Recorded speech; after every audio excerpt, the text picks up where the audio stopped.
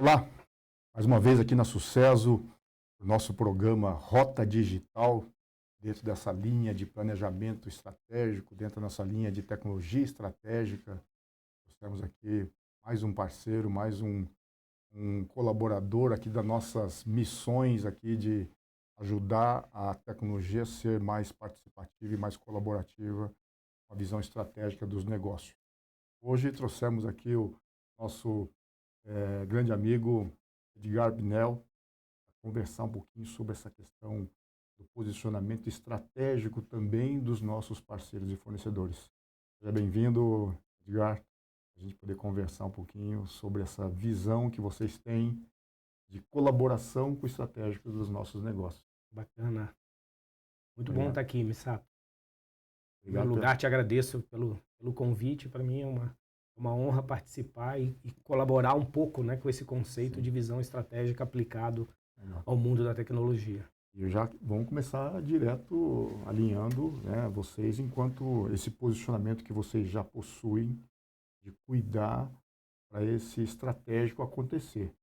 Como é que é você preparar o teu time para enxergar negócio, enxergar problemas para resolver?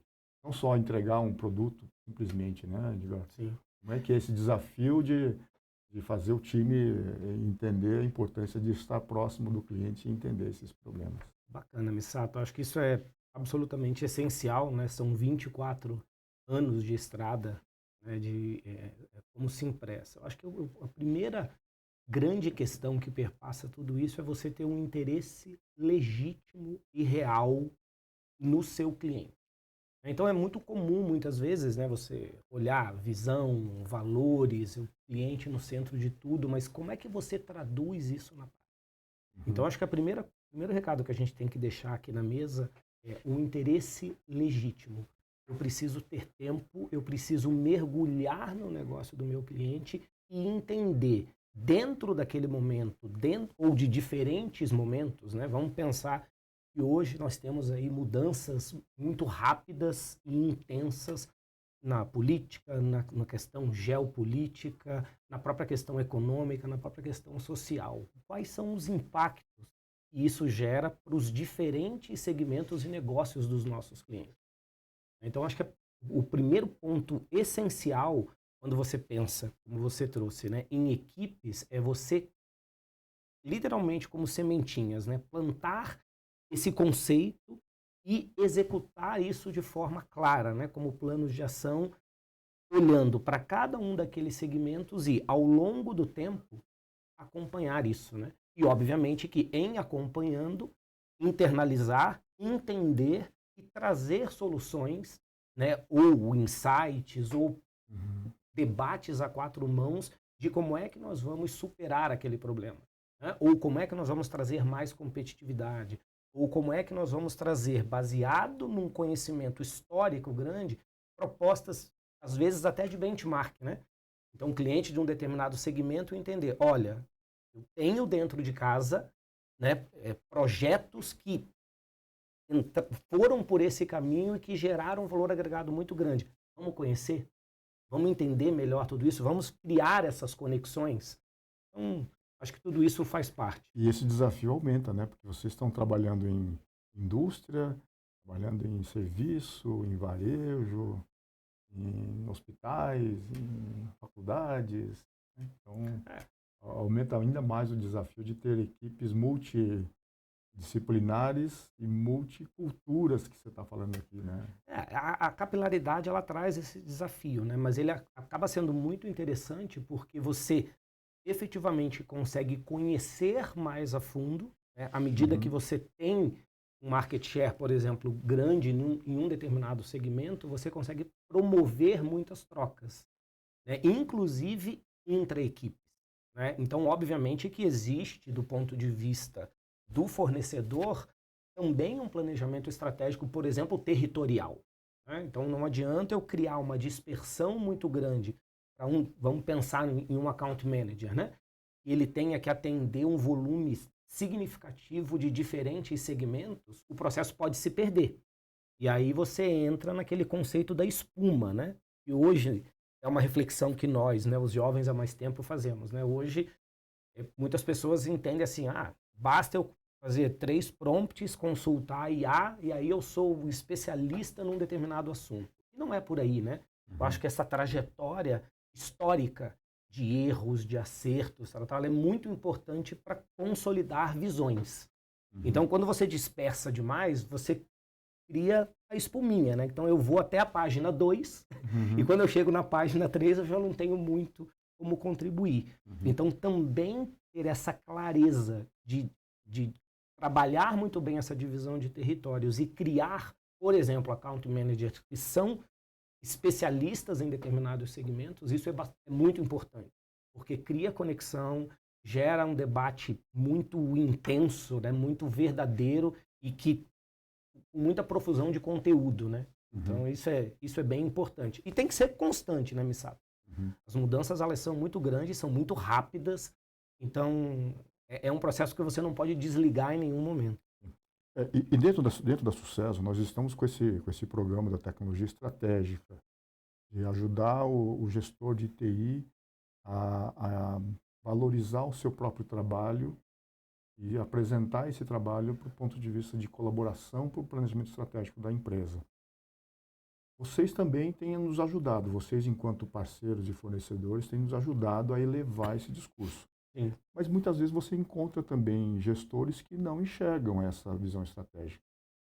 Você vem com um discurso já estratégico, mas o seu cliente muitas vezes não está preparado para receber essa mensagem. Isso também é um desafio. Né? Entender que às vezes não é com a TI que eu tenho que abordar, mas como é que a gente agrega também? Essa leitura. Isso, né? essa multiplicidade de contatos, como você bem colocou, né, trazendo vários interlocutores para a mesa, ela é essencial. Porque, por incrível que pareça, né, mesmo estando em 2025, nós ainda temos empresas que consideram a TI como uma área de custo. Elas não veem a TI como uma questão estratégica. Então, qual que é o papel de um fornecedor que se posiciona de forma estratégica? É ajudar a esta liderança que está inserido nesse contexto a levar essa visão estratégica para os pares. Então, você ampliar, como você mesmo disse, né, trazendo interlocutores, lideranças de outras áreas para que a gente consiga, antes de demonstrar uma solução, antes de trazer um PowerPoint lindo que resolve todos os problemas da humanidade, dar um passinho para trás. E mostrar também, com esse benchmark, aonde nós temos empresas daquele mesmo segmento que já traduzem a TI para um processo mais estratégico, quais foram os ganhos efetivos, práticos, desse direcionamento. Né? Então, aí também entra não só o account manager, mas uma posição muito importante da média gerência, da alta gerência, da própria diretoria desse fornecedor em traduzir isso, em estar próximo e presente, entendendo aquele desafio e aí criar, né, estratégias, né, um roadmap de visitas, um roadmap de benchmark com outras estruturas para que a gente consiga levar esse conceito. Porque senão é um processo assim, você vira um mero tirador de pedidos, né? Eu estou aqui mais preocupado em bater a minha meta do mês, do semestre, do ano, do que propriamente levar valor. E hoje em dia, o que as empresas buscam, Misato, são parceiros de longo prazo. Né? Então, a gente costuma chamar na Simpress de uma relação de filme. Não é uma relação de foto. Então, a relação de foto, eu tiro a foto, ela sai bonita, eu viro as costas, e quando que eu volto a falar com você? Puxa, agora falta 6 meses para o meu contrato vencer, eu tenho que visitar o Misato. Vale a pena você criar uma relação e um vínculo desta forma? Ou é importante que você tenha apresentação periódica de indicadores, que você receba eventualmente uma visita, né, de um gerente, de uma diretoria, de um board, dessa conexão com as diversas áreas, para tomar um café. Mas você não veio aqui me vender nada? Não. Eu vim entender com você, baseado em todo esse cenário de mudanças que nós estamos vivendo, qual é o impacto para a sua empresa ainda este ano e para os anos vindouros. Por quê? Porque se eu não tiver uma preocupação legítima com esse processo agora, eu posso chegar, desenhar uma solução que daqui a pouco não se conecta de forma alguma às mudanças que você precisou fazer por pressões externas. Né? Quantos negócios na época de pandemia não tinham delivery e precisaram adotar omnichannel, fazer negócios em diferentes canais, criar segmento de restaurante, dark kitchens, segmento de varejo. Você tinha 10, 20% do seu negócio em cima de e-commerce, da noite para o dia você precisou virar esse negócio para 70%, 80% do e-commerce. Quantos parceiros estavam preparados para suportar uma mudança dessa magnitude? De agir rapidamente, de ter capital social suficiente para caminhar nessa estrada junto com os desafios que foram impostos a essas empresas da noite para o dia. Então, assim, em momentos como esse, você também consegue muitas vezes separar o joio do trigo, né? Porque em momentos mais duros, você precisa realmente pensar mais estrategicamente numa relação de filme para não se ver numa situação de que, opa, tem um buraco à frente e eu não tenho como evitá-lo. E mais, você está citando exemplos de uma pandemia, um caso isolado na história, né? Mas em verdade nós estamos vivendo transformações culturais o tempo todo, né? Vivendo oportunidades o tempo todo. Então, se o seu cliente ele também vive essas dores, e o quanto você, enquanto parceiro, consegue acompanhar essas transformações que ele está vivendo? São transformações silenciosas, muitas vezes. Sim. E o que eu percebo, Missato, às vezes, numa reflexão bem lúdica aqui, né? Então, muitas vezes nós nos deparamos como cidadãos, né? Nos deparamos como profissionais, negócios que querem, assim, empresas que querem continuar fazendo negócios como faziam com os nossos avós. Então, assim, por mais que existam soluções muito perenes, né, aquele exemplo clássico, né, de uma BIC, né, fazendo negócios há não sei quantos anos da mesma forma, o básico bem feito, o simples bem feito, mas as gerações mudam. Os desafios estratégicos para um gestor de TI hoje, muitas vezes a cultura da empresa, novos colaboradores entrantes, novas formas de se fazer negócio. Quem tem filhos, né, no meu caso, tenho filhos adultos, você percebe muito, né? Então, valores, intenções, projeções de futuro muito diferentes da nossa geração. Então, imagina você lidar com isso, com esses novos clientes. Então, eu tenho colaboradores que já pensam assim. É a primeira vez na história que nós temos 3, 4 gerações trabalhando juntas. Então, eu preciso qualificar essas pessoas, eu preciso encontrar esses profissionais, eu preciso quebrar barreiras tecnológicas. E quando a gente fala em conceitos como omnichannel, passa por isso. Então, eu vou interagir mais através do WhatsApp, eu vou interagir mais através de canais digitais, eu vou criar todo um processo. A pandemia acelerou muito, né? É um processo extremo, mas como é que eu crio reuniões altamente produtivas dentro de um Teams, de um Google Meet? Como é que eu lido com isso, né? Com essa capilaridade? Pensa em fornecedores, né? Antes eu entregava para você todo um pacote de hardware, né? De infra, de PCs, de mobile, de impressoras, né? O nosso mundo, que a Cimpress faz. Eu entregava isso num prédio centralizado, num escritório que, né, todo dia a pessoa pegava o carro, andava 20 minutos, 30 minutos no trânsito, chegava lá, tudo acontecia ali. Hoje, muitos negócios, ou parte relevante dos negócios, acontece aonde? Na casa do colaborador. E essa casa do colaborador, a depender da área que ele trabalha, pode ser uma praia lá na Bahia. E eu preciso entregar lá. Eu preciso atender lá. Eu preciso repor essa peça lá. Eu preciso fazer um rollout tecnológico. Eu preciso ter soluções que me permitam ter geolocalização de dispositivos, ter controles, né, cuidados com LGPD, casar isso com uma série de outras questões estratégicas dentro da empresa. Mas eu, enquanto fornecedor, também preciso me adaptar a essa realidade. Também preciso ter capital, pujança financeira para conseguir suportar esse tipo de mudança. que aconteceu de uma forma muito rápida, né? Você deve ter a mesma sensação que eu de que a pandemia aconteceu há 30 anos atrás, né? E ela aconteceu ontem. Mas a transformação dos negócios foi tão grande e tão rápida que eu entendo que nessa hora fica mais importante ainda as empresas pensarem, né, em que parceiros, né, estarão do meu lado para suportar eventuais novas disrupturas que acontecerão amanhã. Essa brincadeira que você está fazendo aqui da foto, né?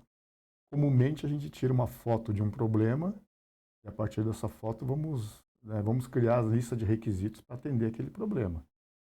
Hoje a gente nem sabe mais para onde que vai essa foto, né? Muitas vezes eu tenho que ter uma live, né? Um vídeo para poder descrever o meu problema. E o mais interessante nós enquanto TI precisamos de parceiros que atendam além daquilo que está num contrato, né?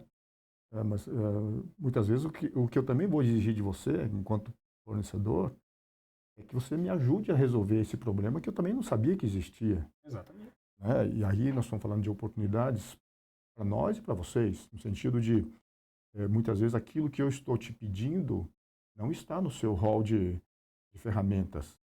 Você pode entender que isso não é sua obrigação, mas também pode entender que isso é uma oportunidade. Exato. E nós, enquanto TI, podemos enxergar em você como fornecedor limitado ou podemos enxergar em você como um parceiro que domina uma determinada tecnologia, tem por obrigação saber mais disso, mas também está disposto a evoluir junto. Exato, Missato. Eu acho que o que você trouxe é absolutamente fundamental. E, por exemplo, uma das práticas que nós temos lá na Simpresa é o processo de você visitar a nossa cozinha, né? Como nós chamamos. Então, no momento em que você cria esse canal aberto e realmente você tem um interesse legítimo no negócio, você também tem muitos benefícios em construir e melhorar a sua oferta. Porque uma determinada oferta, ela precisa ser viva. Ela não pode, né, terminar dentro de um círculo que ela acabou aqui, é o que tem para janta. Todo carro é bom desde que ele seja preto, né? Em alguns momentos da história da humanidade, isso foi uma verdade e foi importante e gerou um progresso e um crescimento muito grande. Mas hoje eu preciso entender essas novas dores que surgem a todo momento. E aí as ofertas desse fornecedor que tem essa preocupação, que realmente pratica isso no seu dia a dia, elas vão sofrendo um aumento incremental, porque eu escuto. Porque eu escuto. E eu entendo que, poxa, se isso aqui é importante do ponto de vista estratégico para esse segmento de mercado, por que isso não seria importante para os outros? E aí eu consigo montar uma estrutura viva de estar agregando novos serviços e, como você falou, muitas vezes não faz parte hoje da minha oferta. Mas espera aí, é algo próximo daquilo que eu faço e eu consigo trazer parceiros que bebem dessa mesma fonte, que acreditam e praticam esses mesmos valores para efetivamente solucionar uma dor daquele cliente. E quantas vezes isso ao longo dos nossos 24 anos aconteceu, né? Eu efetivamente estou resolvendo um problema de dois clientes e que passou a se tornar uma nova oferta dentro do line-up que hoje é utilizado por praticamente todos os clientes da base naquela oferta. Está querendo dizer que virou um produto de prateleira e ficou portável para atender outros nichos de negócio também, a partir de um aprendizado que você teve. E eu preciso estar preparado para isso. Né? Eu traduzo, por exemplo, dentro de casa, na nossa cozinha, no que a gente chama de Sim Labs. Né? Então, Simpress, né? É um laboratório de ideias. De ideias tanto para startups, para parceiros de fora, como para aquela coisa essencial, né? Que muita gente, às vezes, relega a um segundo plano, que são ideias internas de funcionários. E muitas vezes enxergam um processo de melhoria por estar executando aquelas tarefas no dia a dia e passam a virar uma oferta, a compor um line-up, a traduzir toda uma cesta de produtos em um valor agregado muito importante. Então, isso que eu chamo de visitar a cozinha. Então, eu pratico isso dentro de casa, porque também não adianta eu dar um conselho, né, eu me tornar um guru, sendo que você olha aqui para trás, cara, mas você não pratica isso, né? Casa de ferreiro. Você não tem isso no seu dia a dia, né? Então, por que um processo como esse vai resolver todos os meus problemas? E nós sabemos que não é assim, né? Muitas vezes, você na TI, nós aqui, os jovens há mais tempo, né? Projeto piloto, homologação, né? Testar isso num ambiente seguro, eventualmente de uma nova filial, de uma nova BU, de uma nova unidade de negócios. Né? Quantas vezes nós ouvimos no passado, né? Plantando aqui um ERP, em um ano tudo vai estar... Não é assim, né? Você precisa fazer isso de uma forma escalonada, muito bem pensada, muito bem planejada. E mesmo fazendo isso, parece reforma de casa, né? Em algum momento alguma coisa escapa, você tem que replanejar, você tem que colocar um prazo a mais meia dúzia de atividades, enfim. Então, ter essa clareza e também se colocar ao lado dos clientes com essa visão estratégica, isso é importante. Vou te dar um exemplo clássico, né, que nós fazemos muito hoje. Estudos de ROI. Então, quando você compara CAPEX com OPEX, não se trata só de, como eu repito, né, um PowerPoint bonito, alguma coisa que, né, uma palestra muito bem feita, algo que vai te seduzir e te convencer. Você mesmo deu essa dica no começo, né? Não é simplesmente discutir com a liderança de TI. Eu preciso ajudar essa liderança a convencer o CFO. Eu preciso trazer para a mesa a área de compras. Eu preciso trazer para a mesa também os usuários que vão ser afetados com aquela tecnologia. Então não adianta, né? Eu fui num evento, vi tal coisa, vou implementar. Não é assim que funciona. Eu preciso entender o outro lado. E para isso eu preciso ter um time preparado para entender do quê? De finança, de contabilidade. Tenho que trazer esse discurso para a mesa. Não é só um discurso de TI. Não é só um produto bacana que... E você tem que entender as metas de cada setor, né? Às vezes, nem a TI pode enxergar muitas vezes essas metas. Está falando de metas de uma indústria de expedição, uma indústria de varejo. Você tem que ter uma agilidade na operação.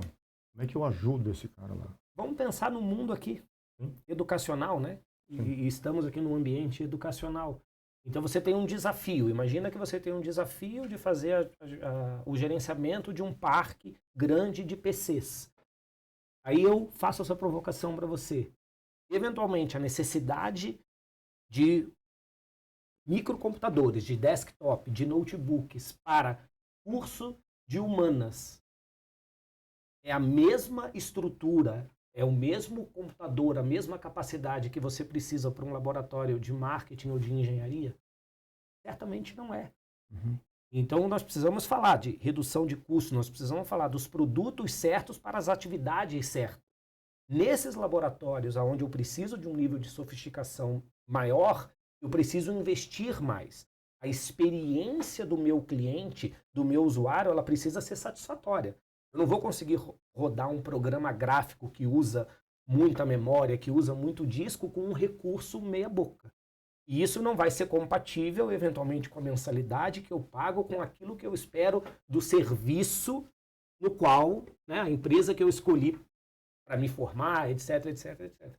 Então, esse é o típico pensamento simples que, eventualmente, a gente não percebe no mercado. É só aquela coisa assim, eu quero tirar o pedido, empurrar... O que eu tenho na prateleira. O que eu tenho na prateleira, o que está no meu estoque, o que sobrou lá, o que está atrapalhando o meu EBIT, etc, etc, etc. Mas eu não estou preocupado em debater com você aquilo que você precisa. E aí, muitas vezes, o usuário está lá na ponta com um recurso totalmente inadequado ou superestimado, e aí ele vai estar feliz. Ele vai estar feliz, mas acho que o CFO não vai estar muito feliz, né? Porque ele está usando um recurso muito acima da necessidade que ele precisava, e o contrário é verdadeiro, né? Muitas vezes eu preciso, estou na controladoria, lido com planilhas imensas, preciso de uma velocidade de processamento muito grande e eu estou com um recurso não muito adequado. Então, do ponto de vista estratégico, né, hoje se fala muito em DEX, né? É uma sigla nova aí quando a gente pensa em futuro da tecnologia. É o Digital Employee Experience. Então, qual é a experiência do seu empregado, do seu usuário, do seu cliente interno? Ela é boa, ela é ruim? O cara sai 6 horas da tarde dizendo, meu Deus, que inferno. Quer estar aqui, trabalhar com esses recursos inadequados, eu tenho que reinicializar minha máquina 5 vezes por dia. Isso não é estratégico? Claro que é estratégico. E o desafio aumenta, vou pegar o exemplo do que você comentou agora da educação, né? Talvez o administrativo de uma universidade, ele passe a maior parte do ano tranquilo, com necessidades de urgência não muito aceleradas. Só que ele tem 2 períodos no ano, e a disponibilidade ela é muito importante. Início de ciclo de universidade, né? Vários ciclos. Ali atua período de vestibular, período de admissão de novos alunos, quer dizer, maior parte do ano é tranquilo, em termos de disponibilidade. Mas se você falhar naqueles períodos em que seria o período de safra, vamos dizer assim, desse negócio, é crítico. Mas como compatibilizar isso? Né? E você, entender essa sazonalidade. Sim, e você tem estrutura para isso? Sim. Você tem capilaridade? Você conhece a sazonalidade dos seus clientes? Pensa em varejo, Missato. Dia das Mães, Dia dos Namorados, Natal. Então, muitas vezes, né, nesses segmentos, você tem o conceito do freezing. Né? Eu não vou implementar nenhum outro projeto, eu não vou mexer né, o meu backlog aqui, eu vou jogar ele um pouquinho para frente, porque nesse período é o meu período de maior faturamento.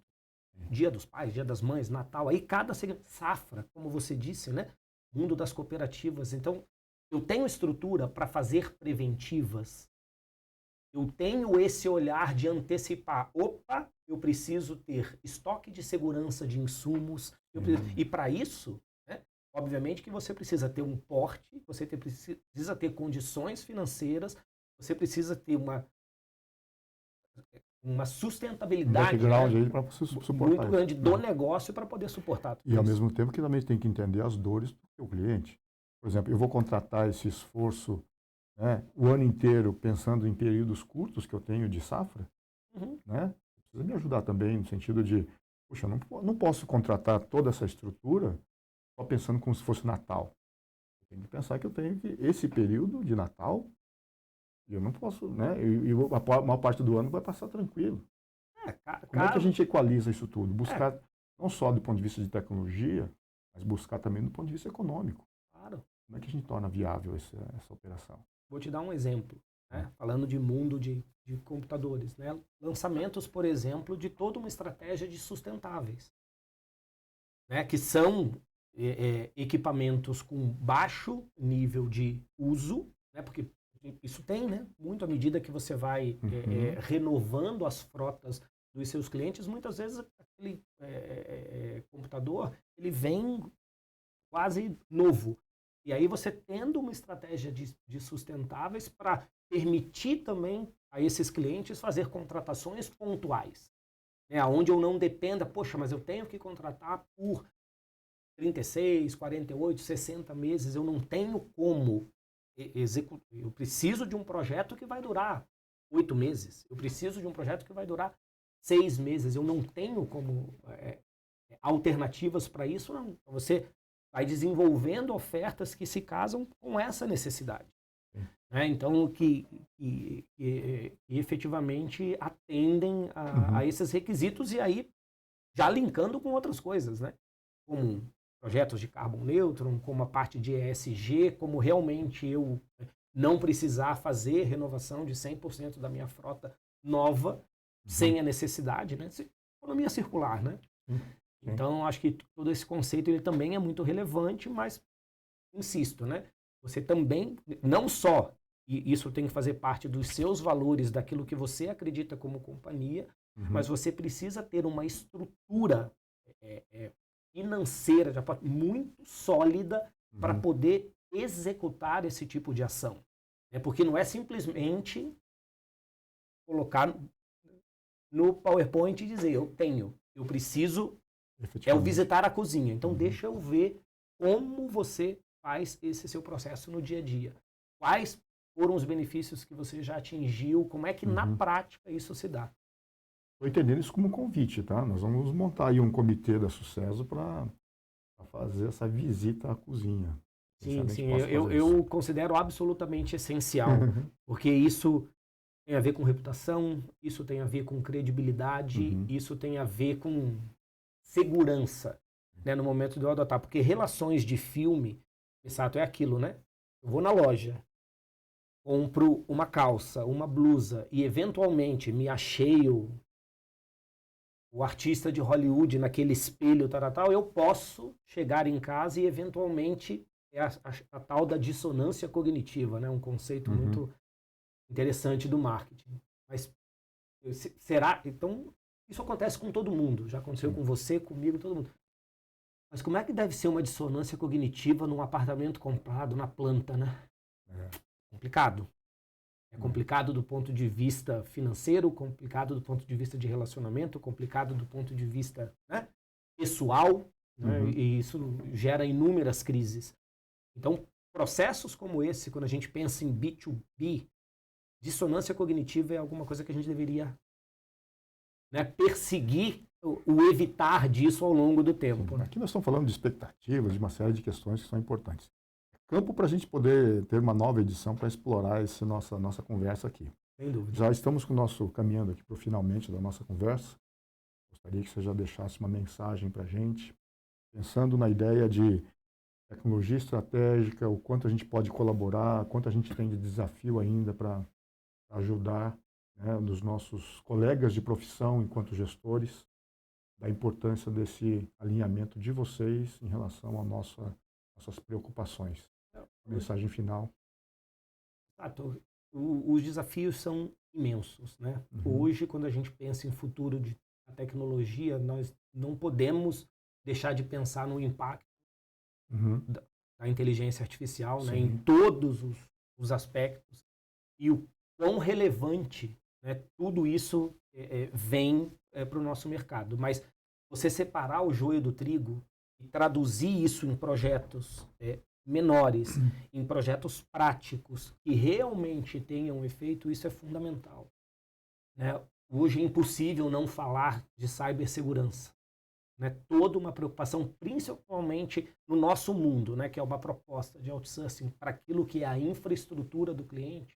Então eu tenho que pensar e trazer soluções e debates muito claros para a mesa de como é que a gente vai lidar com LGPD, como é que a gente vai lidar com cibersegurança. Então tem um caminho imenso, né, na nossa visita à cozinha, né, nesse explorar individual com cada um dos clientes, com cada um dos segmentos.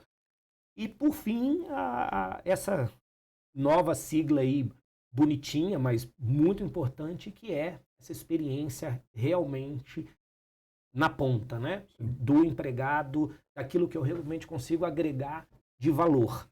Então, passa por tudo isso, né? Nós precisamos estar cada vez mais abertos, investir mais tempo em conversas estratégicas.